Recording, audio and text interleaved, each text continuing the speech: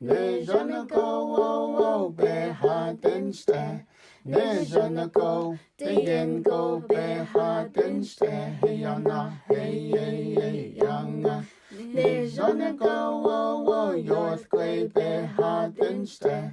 Ne jana go wo wo be ne takis. أكون شيء عجبي شيء نعيش شعود كهولش أكوديت أول بها إسرائيلية شد نو جوي السب بالكانك جو بيخشنا أول جنو يجا على إن ليش ننا هلون أولياء باكون سن ليش شندا والخارج كتايشون أول به شياجة إنشتخا هذا بقول جن بجنو جو إيخد إسات أول نني إيخد باكنسن أحيانا.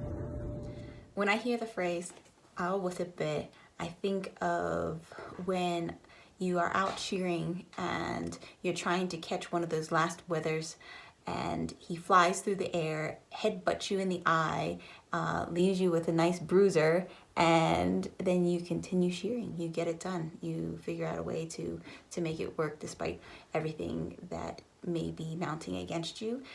That's what I think about. And then you plan the next butchering. Man, there's a song from Bruce Springsteen, and it's our anthem song, because when we're down and out, I put that song on, and it says there's going to be hard times coming, there's going to be good times coming, but there's also going to be hard times coming. Swing that ball at me, because I'm going to grab it, and I'm going to work hard. I'm going to work as hard as I can to do what needs to be done. It's just being honest and upfront and working your butt off. Bring that wrecking ball on is all I can say, and that's what the word is that.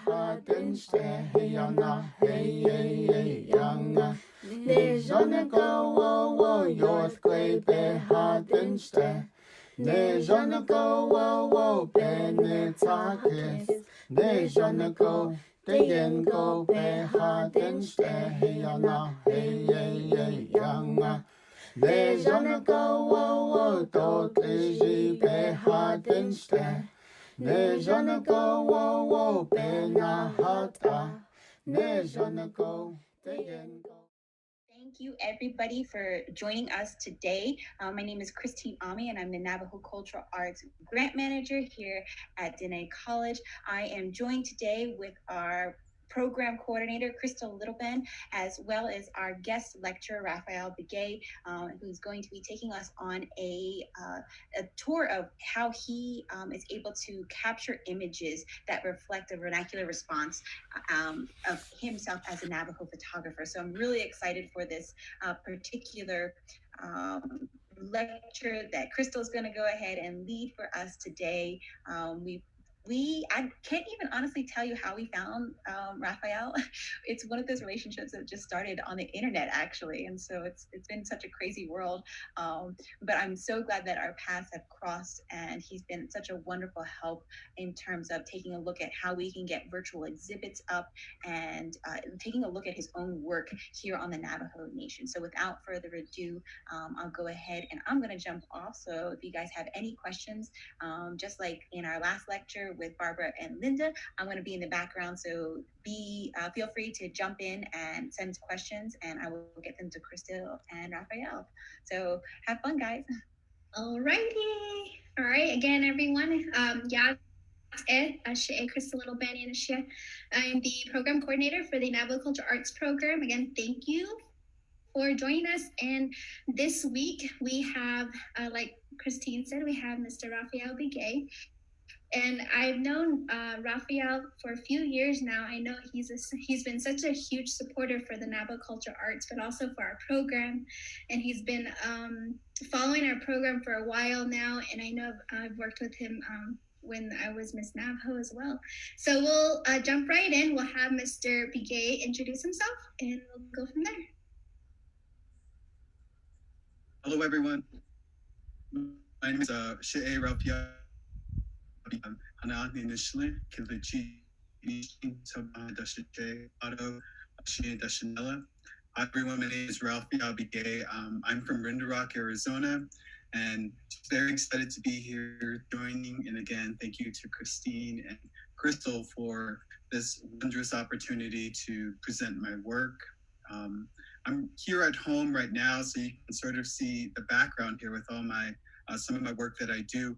I'm a curator and a photographer based here in Rinder Rock, as I mentioned before, but I'm also a public information officer for the Navajo Nation.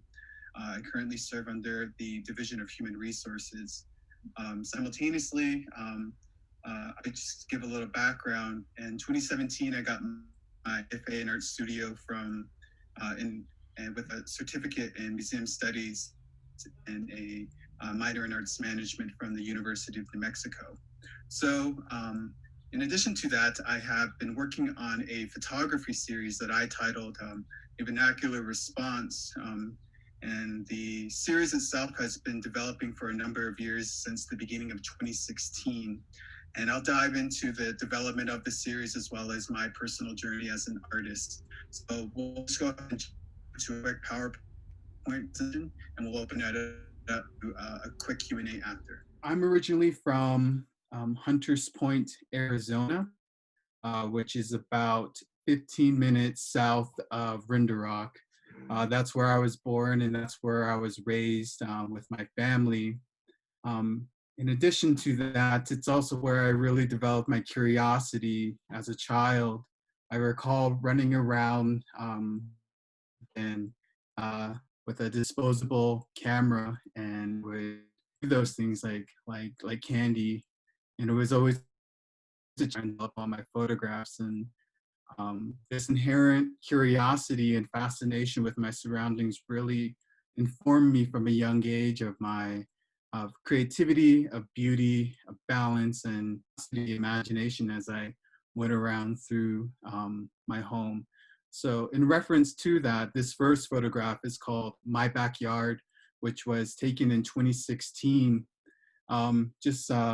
To begin, I was introduced to photography again by disposable cameras, but it was in 6th grade at middle school in Fort Defiance that under Jill Farkas, I really embraced black and white analog photography. At the end of our year, we had an opportunity to present an image that we wanted to share with our community, a little pop-up art show. So I was wondering, well, what do I want to take a photo of? I was taking images for the school newspaper or the yearbook, and I wanted to share something different. And so I went back home to Hunters Point and started wandering the area. And I remember in 6th grade coming to this particular scene here, and the waterfall then at this point was gushing. There was does no justice to what I saw when I was here. And so I wanted to open up this lecture with a similar moment of just recognizing this place of reverence, this place of inspiration. And again, this photograph is called My Back. All right, next is navel. So navel is the source of your belly button, your umbilical cord, basically. So as we're all aware, in our culture, you bury your umbilical cord where your parents want you to return. Mine simultaneously happens to be buried somewhere in the sheep corral here with all of our friends. And I mentioned this because as a photographer, I really began my journey documentation in 2016 and early 2017.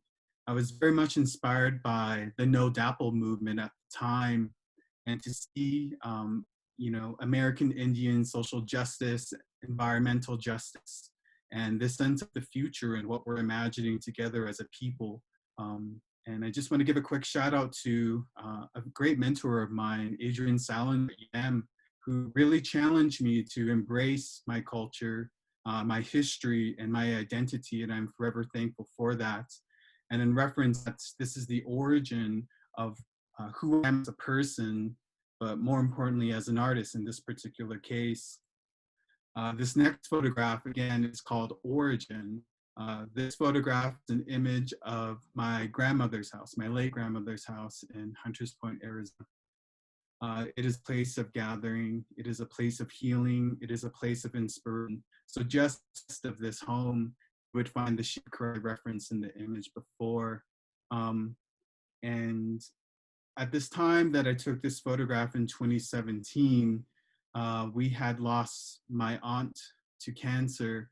And throughout the month of December, we were gathering at my my grandmother's home at the time and mourning, discussing stories as one does.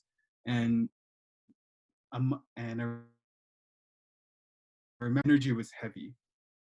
I remember it was a lot to process. And so I do what I do best. I took myself out of the situation and grabbed my camera and decided to document this experience. And normally when I'm having trouble, I will return back to the sheep corral just to gain my thoughts and my footing and my grounding. And as I was there, it started to sprinkle, and I turned back east towards my grandmother's home and there appeared a rainbow. And as the rainbow appeared, the trajectory of it, it could be found in my grandmother's room. And about a month later, she passed. And I share this photo because, and as an acknowledgement of her presence in my life every day, and the presence of my grandfather as well, who I'm named after, and how these two forms of identity are within me and get passed on through generations. And that is really where my community and my sense of urgency to help my people come from. I now realize that now. And so my home in Hunters Point, Arizona is a place that I like to describe as a place between red dirt and blue skies. And this is an ongoing theme found within my work. Moving forward, the series itself, A Vernacular Response, in 2017, when I was really thinking about identity politics and thinking about the community of culture, of history. How does one do this? And as I kept returning back to the reservation from UNM while I was pursuing my undergraduate degree, I really started to examine textures. I really started to look at intimate moments that remind me of my childhood. Of course, in this particular instance, it's the sheep, my grandmother's sheep. This photograph is titled Sheep's Clothing, and it's from 2017. My grandmother she was bound to a wheelchair in the last part of her years, and she would roll out to the back. She would feed her sheep watermelon rinds and things of the sort, and they would come up to the door. And thinking about how an image can represent so much memory, but at the same time, visually, to see the sheep combined as one sense of field reminds me of this sense of strength in numbers. Next is Hung to Dry. So this is a very fun photograph, I think, that catches a lot of we as Navajo, as Diné, live a particular and specific style informed by our surroundings, by our history, by our teachings. But at the same time, growing up as a child, you don't necessarily realize that. And I recall coming home one day and going down to my grandmother's house and walking out into the backyard, and there it was, and this image, sheep fat hanging from a clothesline. And I thought, how comical, but yet serendipitous and miracle that this is sort of a 21st century representation of Diné identity, Diné teachings. How is that being incorporated into family gathering? This is something that has always been a part of my life. And as a photographer, it's my job to document this response and document this moment and respond to this particular vision, right? The next is res dog. This is a little bit more abrasive. And I share this image because where my grandmother's home is located, we would always gather. When she passed, that gathering sort of diminished and it became complicated. And we would return to her home to gather, to feast, to celebrate one another, accomplishments, birthdays, and the such. And then we would dissipate, go back to our own homes. And I remember returning back to Hunter's Point, and we haven't been there for a while. We just got done butchering. And I walk out as I'm venturing around and I see a res dog that we don't necessarily own or is not necessarily ours, but has been wandering in the community from one home to another looking for scraps. Here one now. And I thought how interesting that that when I walked up to it, it had its tail between its legs, fearful of me, cautious of me. But little does one know, looking at this image to my left, as I'm taking this photograph, is another dog. And so if you were to zoom in on the eyes and the direction and the sight that this dog is looking at, it is peering at the other dog, hence its snarl and teeth protecting the sheep head, right? And so there's this vulnerability that is present within the image, not physically, but also emotionally, intellectually, and somatically as I'm relating to this res dog and what's happening in this moment. And I speak to this because I think of our relationship to res dogs on the reservation. It's sort of two extremes, right? You can either care for it and try and help it as best as you can, or you completely disengage and pretend that it's not there. There's this emotional intelligence that's inherent to the reservation that allows us to navigate our communities and these emotions and these thought process. And I think of this in relationship to our unsheltered relatives. You know, do they have as much right as res dogs, the way we treat them? Do they demand the same respect as you or I? And just because they are wandering and trying to find sustenance, trying to find their sense of belonging in the world, who am I to judge but to help document this process and hopefully have a conversation about it? So I just want to go ahead and share that moment here, but also the serendipitous nature of this all found within photography. Pelea Cisnagini referenced the decisive moment in her lecture the last time. In terms as a photographer, we are choosing and framing a particular moment, whether it's perspective or distance, we can control that. But we also can control the messaging that comes with the image. And so I reference this phenomenon as Indigenous Aesthetics. Matthew Skeets, he references, I think it as genetics, the combination of those two things.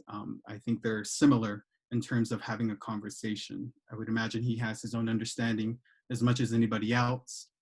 But this image is called Stovepipe Dreams, and this is taken again in 2017 in Blue Canyon, Arizona, just north of Fort. And I was walking around again at some in-laws of my sisters, and the hogan was positioned at the foundation was laid at a lower depth and more traditional, I suppose. And so I'm standing there, literally looking straight head on with my camera without adjusting my perspective. There it was, this image. If you look at the hogan itself, the colors not only mirror the sky, but it also the balance and the geometric formation that's happening within the image, this sort of X. And in the middle is the stovepipe. And when you think of pipe dreams, you think of this expression of believing in something that until it's real, believing that you're not sure if it'll eventually come true, but remaining committed to that idea. I think of hogans as a place of ceremony, of gathering, of projection, and in prayer. So I would imagine as the smoke leaves the hogan and exits out of the stovetop, it becomes part of our atmosphere, it becomes part of the clouds, and this relationship between these ideas are apparent within the reservation. And I think a part of my work as a photographer is to discuss those things, to challenge those things, and at the same time celebrate them. This next one is Guerrilla Textile. This is outside of a bar in, near Grants, New Mexico. And it's sort of interesting to see an indigenous aesthetic applied to something that has a lot of complicated and traumatic issues surrounding it, specific to alcoholism on the reservation. But it's also reclaiming a space that, for whatever reason, would just echo consumption. I think there's something creative happening here in terms of projecting aesthetics onto space, onto location, and to communities, really. The next is called XOXO, Buffalo Springs, New Mexico, and this was all taken in 2017. I think of indigenous aesthetics as indigenous revolution, indigenous imagination, contemporary indigenous storytelling. I think of it as the documentation of this binary that exists in our lives as American Indian, Native American, or indigenous peoples. Traditional, contemporary, fact, fiction, native, non-native, and this overall balance that we find echoed not only in the work, but in our lives in reference to Hujong, into maintaining that visually. And what does that look like? Definitely takes a certain amount of balance to put that fence together, but also some imagination and this inherent creative rebellion to project an idea that never existed before and to make it happen. And a part of my work is dealing with community, and I am documenting community despite a lack of human presence within my work as far as a body. But these ideas of identity are common throughout the entire structure of my work. This is an image called Censor My Census, taken in 2017. This is the Central Administration Office and the Fortifying Agency where you would get your CIB. And they say does not discriminate, but how can a trans relative or gender non-binary relative in this 21st century find their place in the world where our identity is a response to structure, institution, history, available resources, accessibility. So who really, who really owns your identity is something that I think I would like to share with everyone listening. And if you say it's yourself, I would expect you to own that and to use it to speak on others' behalf who don't necessarily have a place at the table or even the resources at that. Moving forward, this is called Emergence, and this is taken in Mexican water, Arizona. I have, in my last relationship, I really traveled a lot, and this person was willing to show me the reservation I had never seen before, the Western Agency, and so beautiful. And I would imagine for most people who live there, they are eager to see what we have to offer here in Rinderach in the more mountainous range. I mean, I, for one, would love to live in like Crystal Saley area as a plug. But thinking about how ideas travel, thinking about how culture is not necessarily bound by borders, thinking about how aesthetics can travel and ideas, to look at a Navajo basket weaving rendition on an abandoned satellite with these huge electrical wiring in the background in this very, what would appear a desolate landscape, appears to be a home. And then just right to this particular basket design is a sign that says "Do not litter," that's carved into the rocks. These pre-existing aesthetics and these relationships to ideas that are happening within the imagery is something that I choose to document to confront these ideas, but also to celebrate them again. And it's interesting how this thought process with my work is now becoming my theoretical framework for my curatorial work in trying to uplift the voices of those within the reservation from whatever agency. That is my goal now. So with that, this is an image called Thirst Quenching. So I reference it as thirst quenching because when you think of the word, you think of a sensation, you think of heat, you think of this certain experience that one goes through, that they become thirsty, that they become dry, and they want sustenance. If you look at the temperature and the intensity of the light and the direction of the shadow within the imagery, also in relationship to the heat of the image, this idea of visual cues informed by a title allows one to travel through memory, through reference, and it's pretty magical. It's pretty magical. And moving forward, I just wanted to say that at the end of the day, we are all sacred. We are sacred as Dene, as creatives, as human beings. And I personally don't look at my work separate from my life.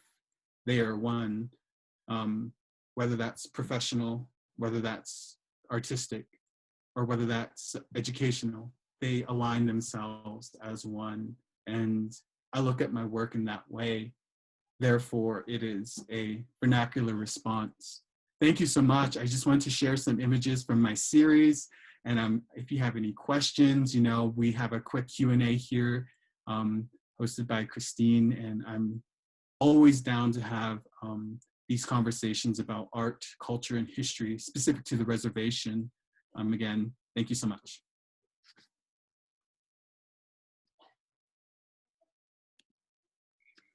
Beautiful work, Raphael, and wonderful stories that goes with each of your photographs. It's so beautiful, and you did really good at talking about how it's connected with our Navajo culture, and that was one of our questions too. Was how do you see your work in relation to that? So you did a really great job on talking about that. One question I would like to ask you is, what was your biggest challenge that you had to overcome as a photographer, specifically a Navajo photographer? Mm-hmm. The biggest challenge was in 2016. Again, I mentioned my mentor, Adrian Salinger, at the time. And this is when No DAPL was happening, and the conversation about Indigenous rights and ecological environmental rights were happening. And I never thought I would see anything like that in my life. I never thought I would. I cried when marriage equality was first passed back in early 2000s. And to have a moment similar to that had a very resounding influence on me, to see sovereignty, to see self-sufficiency, to see this projection forward. I wanted to be a part of that conversation. However, going back to your question, the challenge was, how do I represent not only myself, but an entire people, an entire culture, an entire language? Who am I to try and represent that?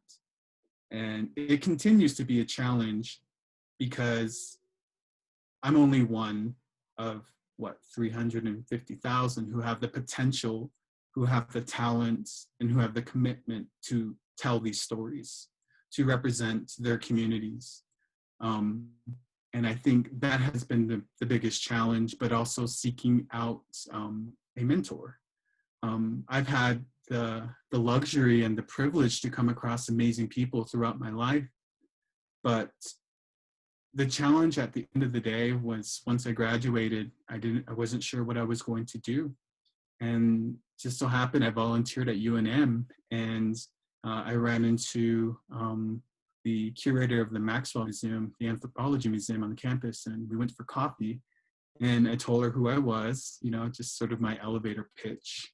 And said I was a photographer and I'm a curator, and I want to, want to have these conversations. And here's my card, look at my work. And you know, eventually she started to share ideas with me. Her name is Deborah Romanek, and has been a huge inspiration, and as well as Dr. Jennifer Denetdale at UNM as well, Adrian Salinger, it's been an interesting process. I think those are the two main challenges that I think, and to find a Dene photographer mentor that lives within my vicinity, that can work with my schedule, that's my current challenge. All right, wonderful answer. Another one is, do you see your work as informing in some ways, not only the future of art, but also the future of your people? Well, I like to say that I intend to inform and inspire. So I believe my work can do both. I believe it can inform an internal audience, specifically our Navajo people, in reference to how our culture is so rich. These visuals and these aesthetics that are part of our everyday experience have power, they have meaning, and you should respect them. And as far as looking to the future, my job now is to be a vehicle, to be a vessel, to be a resource for emerging Navajo photographers, artists in general, anyone who has a creative lifestyle, who believes in what they are creating, what they are projecting in the world. That is my goal. I have, you know, some great friends who are creative and who use their talents to advocate for not only their own communities, but Pueblo communities, people of color, the LGBTQ communities. And I think moving forward, I believe a cultural, collaborative, ecological approach to art is the future. We've seen it in the past. We're referencing traditional knowledge. They call it TEK, traditional ecological knowledge in academia. But really, it's a vernacular response. It's indigenous aesthetics. It's ina. It's hojo. And there's beauty in that. There's balance in that, and there's reverence in that. That allows us to communicate with the world and our people to advocate for a better and more informed and inspired future.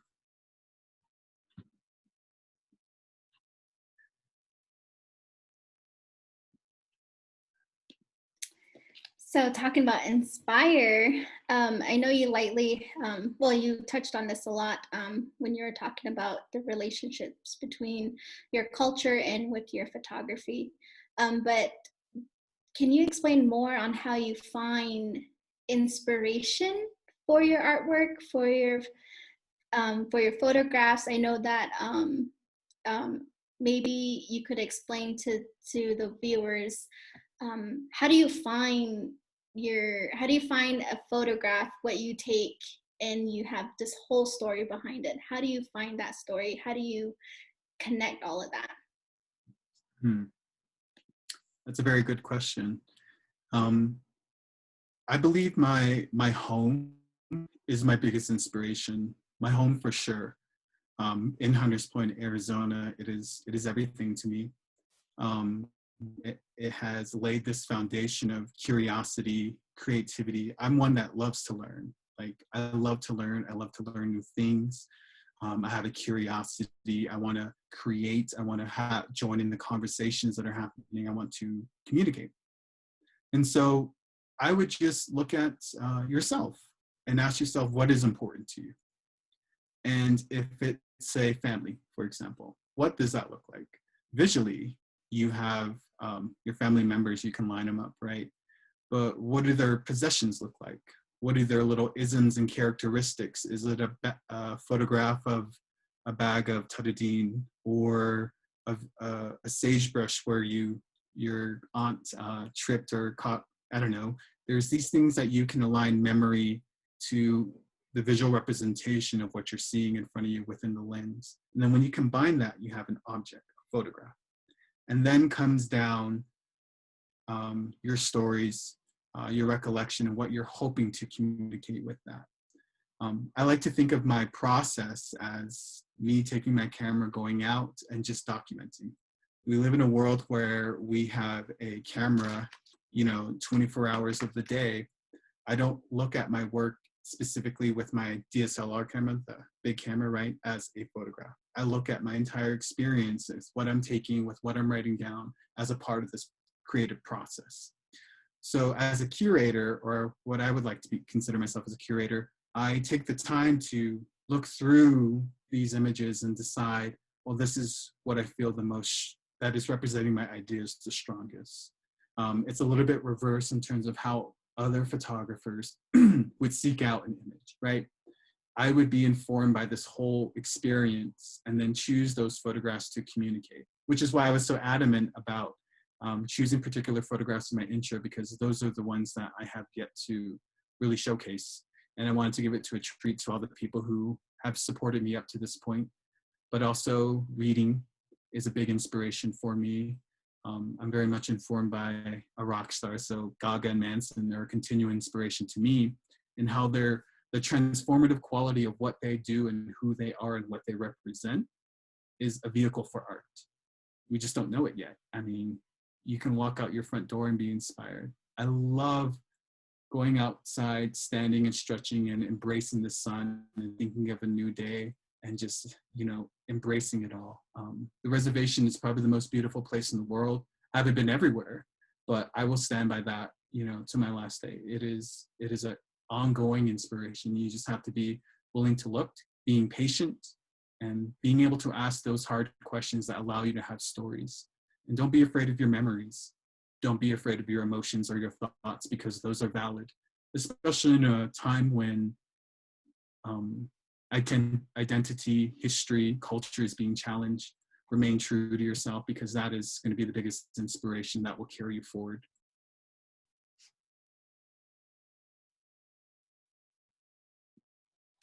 Wow. I really love that answer.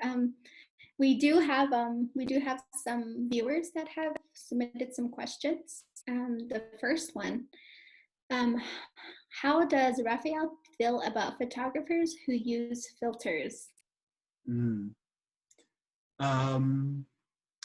I'll admit something. When I first started my Instagram account, it was filter underscore space. And so I would use filters upon filters upon filters to distort the image, to use color and texture to try and change it. So I'm not opposed to filters. As far as like social media, not really my gig. So I think it's, I guess it depends. If it's like aesthetic filter, by all means, go for it. But if it's a filter, a preset filter for a photograph that, say, you're going to use to publish in a magazine or post online to represent your work as an artist, I would be upfront about that. I would be, I would own that. And why not? Because you are making that active decision to do it. So I don't mind it, but I'm very much a little bit more on the natural side as far as visually what I enjoy.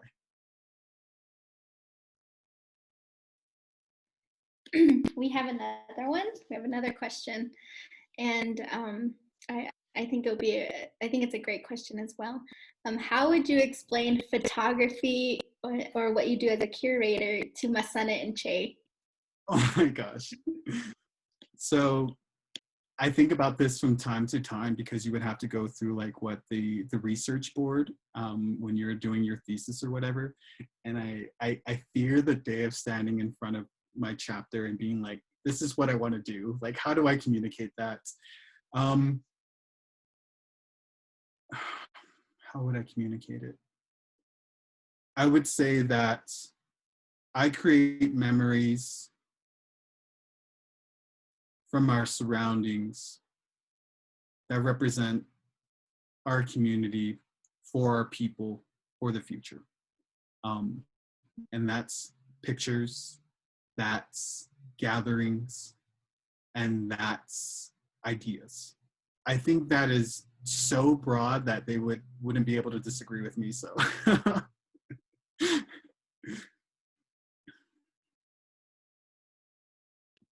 Yeah, I think when you're talking to our Masanenches, you really have to be descriptive in what you're doing. I think that's basically what the main way to get your job, your position, what you're doing to them. Yeah, it's very descriptive. Our language is beautiful, but very descriptive. Another question, what advice do you have for aspiring photographers? What advice? Believe in yourself is the first and foremost that you should commit to now. Again, going back to what I mentioned before, your thoughts, your emotions, and your ideas are valid. They may not make sense at the time. They may not be the best thing that you think of or want to create, but they are valid. And I would say, do your research.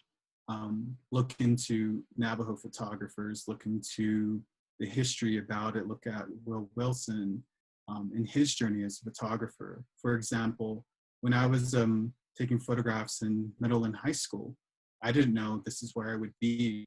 I was supposed to be a doctor, you know? And I remember walking into the Navajo Nation Museum, and there was an exhibition by Will.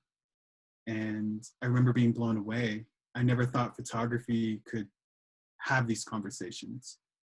I never thought photography could become more than just an image or a picture or something in a family photo album. I would also say, commit to your craft and your discipline, and always be observant. Because sure, you may not have your camera at that particular moment when something substantial or inspiring happens, but those are usually for you only. I refer to them as visual blessings because they're not necessarily an image for you to share with the world, but for you as a person. And whenever those come across you, listen to that. And one last one from the great Lady Gaga, again, one more time. When inspiration calls, pick up the phone.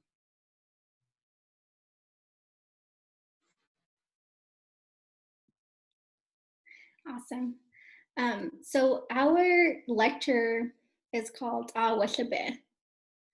And so we always ask our guest lecturers, when you hear the phrase awołí, what does that mean to you? I'll admit, I didn't know of the phrase prior to your lecture series when it was first announced with Jared and his father. And then, so when I watched the intro and I heard everyone else's interpretations and leading up to this moment, that is something I've been asking myself. And I believe it's self-determination. I believe it is self-sufficiency and an inherent sense of belonging, because you respect those aspects of who you are, where you come from, and where you intend to go through this process and through that phrase to keep you in check, to have you commit and own those decisions, but also not willing to back down. I believe in challenge and opportunity are twofold, and they are one. And I would keep that in mind. I hope that answers your question.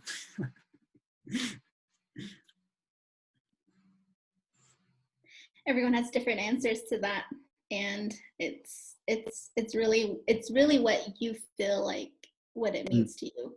And there's no right and wrong answer to what awołí means. It's just how you feel about it. We do have some more questions. This one will some of the questions were asked that you've already covered before, but we do have one that we picked out of that. It's, what do you think about individuals recalling their identity through photography? I think it's a natural process for us, especially now, through such an Insta culture, TikTok and clout, right? Your journey as an individual is now a vehicle for creative expression, for identity. You can become a part of history. And for those photographers who want to visually represent the, I would say consent is probably the first and foremost thing you should start with, but also recognize the power of the image. I mean, look at Edward Curtis. He started creating these images of our relatives, our ancestors, but they were his vision. And it's interesting to see how contemporary individuals identify with that. Sure, it's a reference to the past and of our history, but it is also constructed through someone else's eyes. And I would just be cognizant of that as a photographer, as someone who wants to engage with identity politics visually, because with anything, there is responsibility and respect that comes with it. That was a great lecture, and we really appreciate you coming on and for sharing your work and your stories and just your whole inspiration. And it's very inspiring.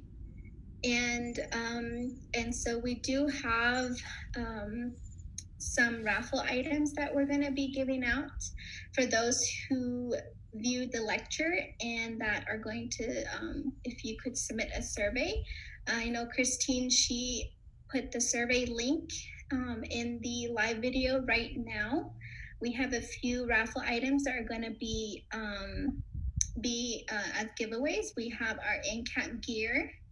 We have Raphael's going to be donating a print of one of his photographs. And then we also have a in-cap made stamp bracelet that's going to be as a raffle giveaway. So get your surveys in, tell Raphael and us how you enjoyed the lecture, give us some comments and feedback, and then we'll share that with Raphael. And Raphael, do you want to share with the viewers how they can find you, your websites, if they want to look at your exhibit and all that? Sure. So you can find me at raphealbegay.com. It shows series images from this series as well as others. I also am the co-creative director for Tonight Pride, so we have some images from past events if you're interested in that, as well as some of my curatorial work and collaborations with some amazing artists here in the Southwest. You can find me at Rapheal_Begay on Instagram. Majority of it is haphazardly posting there. Facebook is probably the best way to find me. Again, that's my first and last name, Rapheal Begay. And just as a quick shout out and a plug while I can, if you go to fractionmagazine.com, I'm currently participating in a print fundraiser where 50% of the proceeds of each print sold would go to the NAACP Legal Defense Fund. But the additional 50%, which would come to me, I am donating on behalf of the series and the work and the people who inspire me to the Navajo Family COVID-19 Relief Fund. So all sales and proceeds from that print fundraiser go to helping our people and to our collective community. And again, I just want to say thank you so much to Christine and Crystal for being amazing hostess, amazing collaborators, and really providing a space and platform for Indigenous art, Diné art, and this future that we're going to have fun creating together. Thank you so much. There you have it, everyone. Mr. Rapheal Begay, and he's our future in our cultural arts and Navajo photography. And like he said, inspiration is everywhere, even outside your front door. So hopefully you guys got inspired by him. Of course, we always get inspired by our guest lectures. So again, let us know how we did. Let us know any feedback you would like to tell us, or Mr. Begay, tell us that through our surveys, but also you can also look up his social media and his website. So there you have it, you guys. So thank you so much for joining us.